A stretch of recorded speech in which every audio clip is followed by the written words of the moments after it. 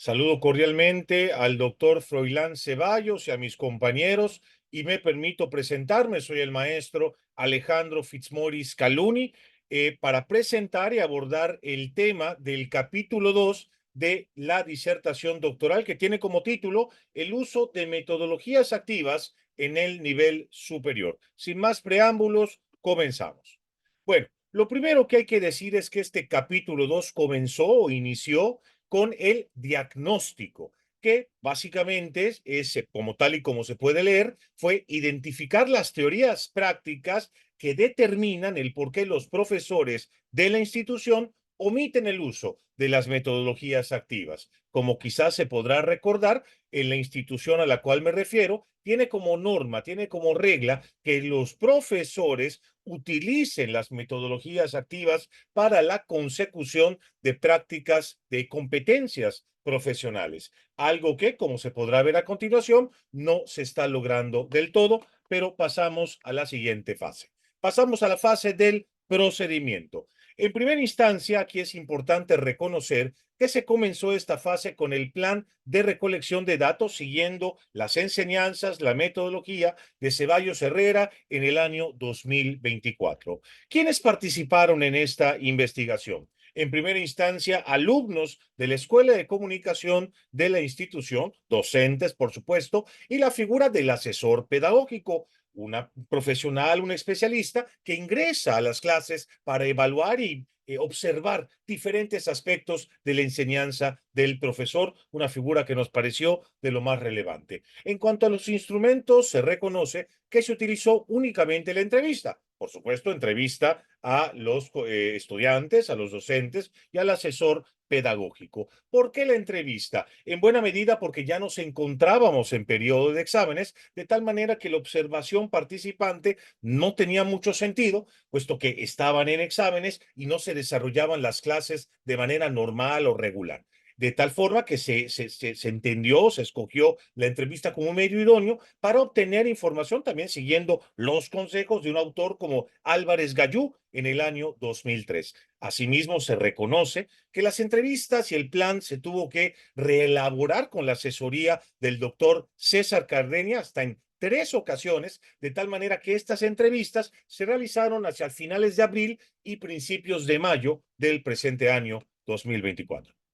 Bueno, ya una vez obtenida la información, se procedió nuevamente al análisis de datos siguiendo los consejos y las enseñanzas del doctor Froilán Ceballos, y en ese sentido se analizó la entrevista eligiendo una cadena semántica, es decir, un fragmento de la entrevista con información relevante en cuanto al qué está ocurriendo y al por qué está ocurriendo. Posteriormente, a cada cadena semántica se le asignaba un código, una palabra que sintetice la idea general de la cadena. ¿Para qué? Para ordenar estos códigos en categorías que nos permitieran una comparación. A esto se refiere la triangulación de fuentes. Es nada más y nada menos que comparar lo que dice el estudiante con lo que dice el docente o lo que dice el docente con lo que dice el asesor pedagógico, incluso lo que dice el estudiante con lo que dice el asesor pedagógico, buscando la coincidencia, buscando tejer estas distintas versiones para hallar verdades, para hallar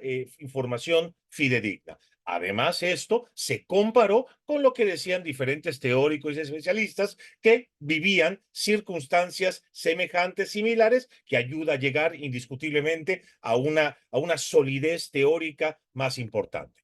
Muy bien, hablando de los resultados ya hacia el final de esta presentación, de este capítulo 2, primero se hallaron o se establecieron 3 categorías que nos parecen fundamentales. En primera instancia, los rasgos de las clases, a través de las cuales se pudo comprobar que las clases eran eminentemente expositivas, de instrucción directa, lo que generaba pues dispersión, que los estudiantes se manifiestan constantemente aburridos o verdaderamente llevando a cabo otras acciones completamente ajenas a la clase.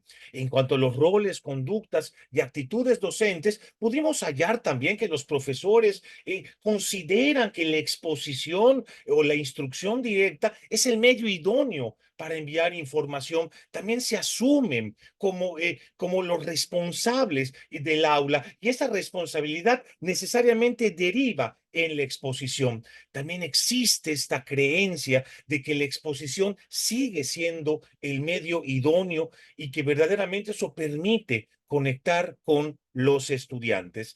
De todo esto, a manera de conclusión, tenemos cinco cuestiones fundamentales, cinco teorías prácticas con sus respectivas hipótesis. En primera instancia, es reconocer que los estudiantes se aburren.